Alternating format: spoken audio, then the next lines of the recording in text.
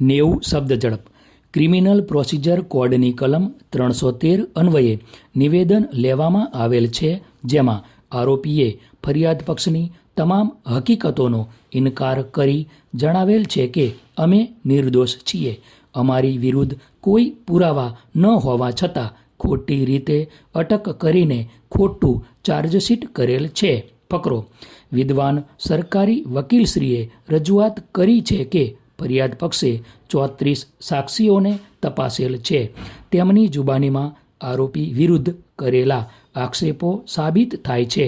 Medical ઓફિસરની જુબાની જોતા આરોપીએ મારી નાખવાના ઈરાદે મરણ જનારને પથ્થર વડે મોઢા ઉપર, કાન ઉપર અને ગરદનના ભાગે ઉપરા ઉપરી ઘા મારી ગંભીર ઈજાઓ પહોંચાડી તેનું મોત નિપજાવેલ છે.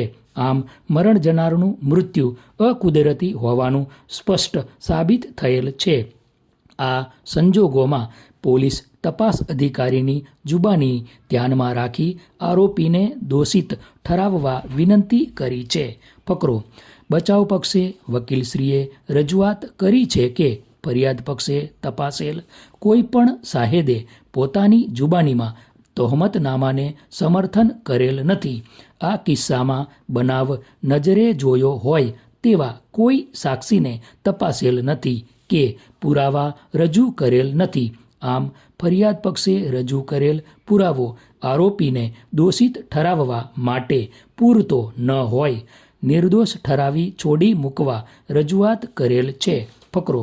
ફરિયાદ પક્ષે તપાસેલ તમામ સાહેદોની જુબાનીનું મૂલ્યાંકન કરતા જણાય છે કે મરણ જનાર કુલદીપ જે ઓરડીમાં રહેતો હતો તે ઓરડીમાં અકુદરતી મોત થયું છે તેટલી હકીકત રેકર્ડ ઉપર આવી છે.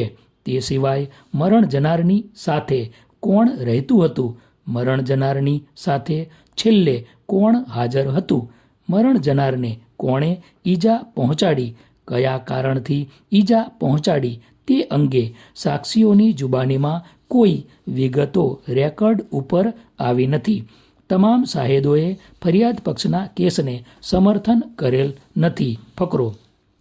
ફરિયાદ પક્ષે પ્રતાપસિંહ જાડેજાને તપાસેલ છે. તેઓ જણાવે છે કે સને 2015માં તેમનો ભાઈ કુલદીપ અમદાવાદ ખાતે આવેલો. ત્યારબાદ આશરે 15 દિવસ પછી તે મરણ પામેલો. સિવિલ હોસ્પિટલ ખાતે તેમના ભાઈ કુલદીપની લાશનું પોસ્ટમોર્ટમ થયા બાદ લાશને લઈને પોતાના ગામડે ગયેલા.